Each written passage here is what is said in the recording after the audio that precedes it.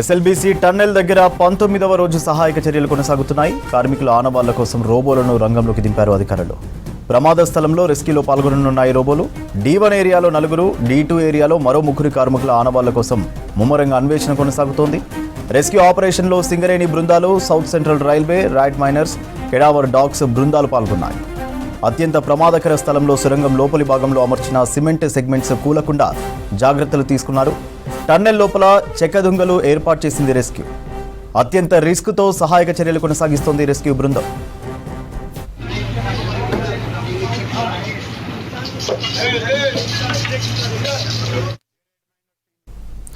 SLBC tunnel రెస్క్యూపై మరిన్ని details Balakrishna అందిస్తారు. Balakrishna, రోబోల రెస్క్యూపై updates ఏంటి?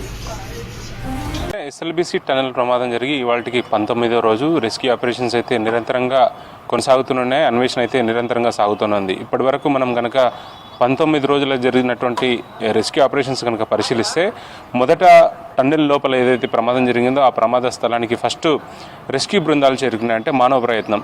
సెకండ్ మిషనరీస్ ద్వారా లోపలికి రంగంలో దించి లోపల ఉన్నటువంటి ఏవైతే ఐరన్ సంబంధించిన పార్టికల్స్ ఉన్నాయో వాటన్నిటిని వేరు చేయడం, తర్వాత గ్యాస్ కట్టర్ల ద్వారా ప్రయోగాలు చేయడం, అట్లాంటివన్నీ ప్రయత్నాలు సెకండ్ మిషనరీ ప్రయత్నం. మూడవది రోబోని రంగంలో దించారు. పర్టికులర్గా యాన్విక్ సంబంధించినటువంటి ఒక టీం, హైదరాబాద్ సంబంధించిన టీం ఇది. ఫస్ట్ వాళ్ళంతా కూడా ఒక మ్యాపింగ్ తీసుకున్నారు, ఫీల్డ్ విజిట్ చేశారు. ఫీల్డ్ని సందర్శించిన తర్వాత లోపల ఉన్నటువంటి పరిస్థితులను ఒక అంచనా వేసుకుని దాని ద్వారా ప్రయత్నాలు అయితే సాగిస్తున్నారు. ముఖ్యంగా ఒక కంట్రోల్ రోబోని అయితే నిన్న రంగంలోకి దించారు. సో దాని ద్వారా 3 రోబోస్ లోపలికి వెళ్తాయి. ఆ 3 రోబోస్ లోపలికి వెళ్ళిన తర్వాత అక్కడ ఉన్నటువంటి ఏదైతే డేంజర్ జోన్గా చెప్తున్నామో D1, D2 ఏరియాలో ఎండ్ ఆఫ్ ది టన్నెల్లో రోబోస్ పనిచేస్తాయి. అట్లాగే D2, D1 రెండు ఏరియాలో మొత్తంగా ఈ D1, D2 ప్రమాద స్థలంలో అత్యంత హై రిస్క్గా చెప్తున్నటువంటి ఏరియాలో ఈ రోబోస్ పనిచేస్తాయి. మెయిన్గా ఉండేటువంటి కంట్రోల్ రోబో, మాస్టర్ రోబో అంటారు దీన్ని. సో ఆ కంట్రోలర్ రోబో మాత్రం బయటనే ఉంటుంది. దాని అంతటిని కూడా బయట ఉన్నటువంటి టెక్నీషియన్స్ ఆపరేట్ చేస్తారు. సో రోబోల ద్వారా వచ్చేటువంటి రిజల్ట్ మాత్రం ఖచ్చితంగా ఊహిస్తున్నది ఏంటంటే, అత్యంత ప్రమాదకరమైనటువంటి ఏరియాలో హ్యూమన్ ఎఫర్ట్స్ జరుగుతున్నాయి కాబట్టి హ్యూమన్ లాసెస్ జరగకుండా ఉండడం కోసం ఇట్లాంటి ప్రయత్నాలు జరుగుతున్నాయి.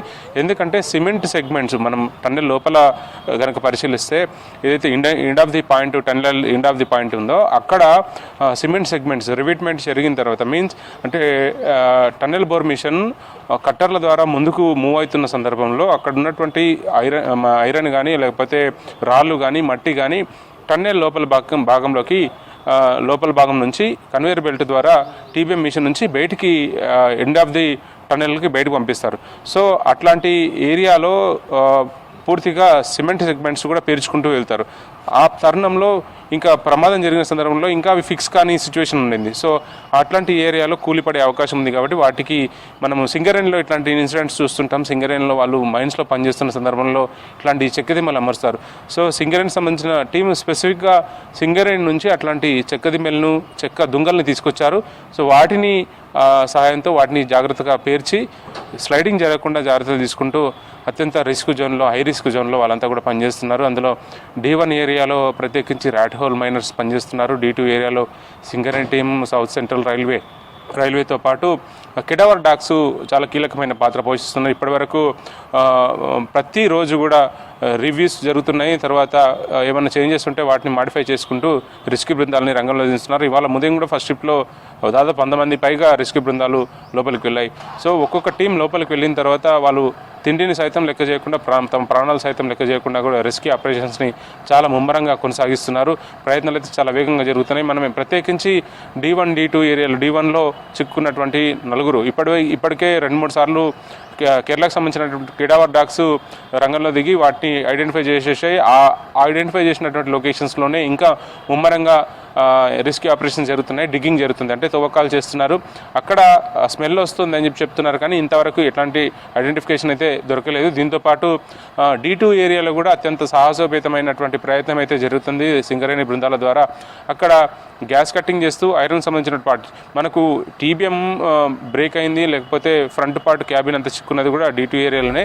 అక్కడ మనకు TBM సంబంధించినటువంటి కంపార్ట్మెంట్స్, మనకు ఏదైతే కంపార్ట్మెంట్స్ కనిపిస్తాయో అవన్నీ కూడా కంపార్ట్మెంట్స్లో వాళ్ళు ఇన్సిడెంట్ జరిగిన వెంటనే తప్పించుకోవడానికి, బయటపడడానికి చాలా ముమ్మరంగా ప్రయత్నం చేసినట్టుగా కనిపిస్తుంది.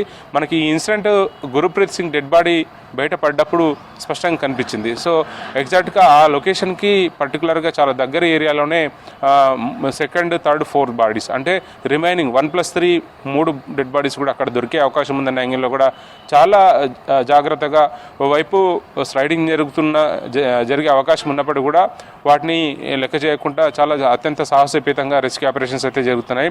అక్కడ మనోజ్ కుమార్ ఎవరైతే ఇంజనీర్గా చెప్తున్నామో దీనికి సంబంధించి టన్నెల్ సంబంధించినటువంటి ఇన్సిడెంట్ జరిగిన ప్రమాదంలో చిక్కున్నటువంటి మనోజ్ కుమార్, అట్లాగే శ్రీనివాస్, దీంతోపాటు సన్నీ సింగ్, ఈ ముగ్గురు కూడా టీబీఎం ఫ్రంట్ పార్ట్లో ఉంటారని చెప్పి అన్వేషణ అయితే సాగుతుంది. మరోపక్క D1లో కూడా లేబర్గా పనిచేస్తున్నటువంటి సంతోష్ సాహు, సందీప్ సాహు, జగతాయక్స్, అను సాహు, ఈ నలుగురు కూడా అక్కడ D1 ఏరియాలో ఉండే అవకాశం ఉందని చెప్తున్నారు. ఇప్పటికీ 2-3 సార్లు కెడావర్ డాగ్స్ గుర్తించాయి. స్మెల్ చూడడం, తర్వాత దాని ఒక ఇండికేషన్స్ చేయడం అనేది కెడావర్ డాగ్స్ యొక్క ప్రత్యేకమైన లక్షణం. మనం అందుకే దీన్ని BRD అని పిలుస్తారు, బాడీ రిమైన్స్ డిటెక్షన్ సంబంధించిన డాగ్స్ అని చెప్తారు. ఈ ఇన్సిడెంట్లో ప్రత్యేకంగా కెడావర్ డాగ్స్, సౌత్ సెంట్రల్ రైల్వేతో పాటు సింగరేణి బృందాలు, రైట్ హోల్ మైనర్స్ చాలా కీలకంగా పనిచేస్తున్నారు. మిగతా టీం కూడా ఇండియన్ ఆర్మీ కానీ లేకపోతే NDRF, SDRF, fire department, Hydraa అందరూ కూడా చేస్తున్నప్పుడు కూడా డేంజర్ జోన్లో పనిచేస్తున్నది మాత్రం వాళ్ళే.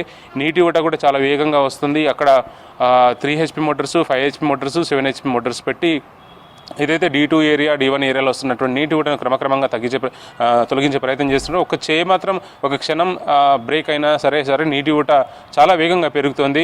నీటి సోర్సే ప్రధానమైనటువంటి కారణం చెప్తున్నారు. ప్రమాదం జరిగిన ఏరియాలో అటు నల్లబాగ్ కానీ మల్లెల తీర్థం సంబంధించినటువంటి క్రాష్ కావడం వల్లనే ఈ నీటి ఊట వస్తుందని చెప్తున్నారు.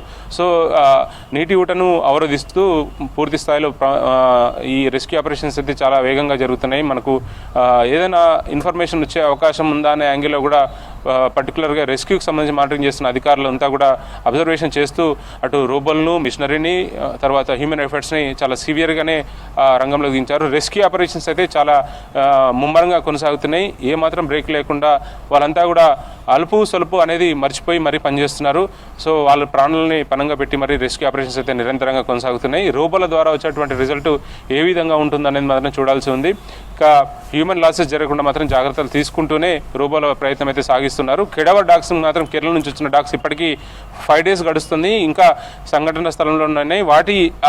అవి కెడావర్ డాగ్స్ వచ్చిన తర్వాతనే పర్టికులర్గా వచ్చినటువంటి బయటపడ్డ ఒక బాడీ కూడా కెడావర్ డాగ్స్ గుర్తించిన ఏరియాలోనే ఏదైతే డిగ్గింగ్ చేశారో అక్కడ నుంచి బయటికి తీశారు. సో వాటి ఇంపార్టెన్స్, వాటి రోల్ చాలా కీలకంగా మారుతుంది. కాబట్టి ప్రమాదం జరిగే వరకు ఇక్కడనే ఉంచే అవకాశాలు కూడా స్పష్టంగా కనిపిస్తున్నాయి. ఇంకా ఏదైతే మనం చెప్పుకుంటామో రోబోకి సంబంధించిన ఇన్ఫర్మేషన్, వాటి ద్వారా ఏదైనా రిజల్ట్ వస్తుందన్న ఆలోచనలో కూడా అధికారులంతా కూడా నిరంతరం సమీక్షిస్తున్నారు. స్పెషల్ CS అరవింద్ కుమారు, నార్కల్ కలెక్టర్ సంతోష్, అట్లాగే SP వైభవ్ గైక్వాడ్ అంతా కూడా టోటల్ ఎంటర్ టీమ్ని కూడా మానిటరింగ్ చేస్తున్నారు. ఇప్పటికే దాదాపు 14 సంబంధించిన ఏజెన్సీలు ఇందులో ఇన్వాల్వ్ అయ్యాయి. డోగ్రా రెజిమెంట్ కర్నల్ పరీక్షిత్ మెహ్రా ఆధ్వర్యంలో ఆర్మీ టీం చాలా కీలక పాత్ర పోషిస్తుంది. NDRF సంబంధించినటువంటి ప్రసన్న చీఫ్గా ఉన్నటువంటి ఆయన ఆధ్వర్యంలో కూడా నిరంతరం ప్రతి షిఫ్ట్లో కూడా వాళ్ళు వెళ్తూ గైడ్ చేస్తూ ఎవరు ఎట్లాంటి ఆపరేషన్ చేయాలనేది ముందుగానే ప్లాన్ ప్రకారం మూవ్ అవుతున్నారు. సో రిజల్ట్స్ మాత్రం చాలా ప్రతికూలమైన పరిస్థితుల్లో పనిచేస్తున్నారు. కాబట్టి రిజల్ట్స్ మాత్రం ఇంతవరకు రాలేదు. మిగతా 7 కోసం అన్వేషణ అయితే నిరంతరంగా కొనసాగుతూ వస్తుంది. Vote you Surya.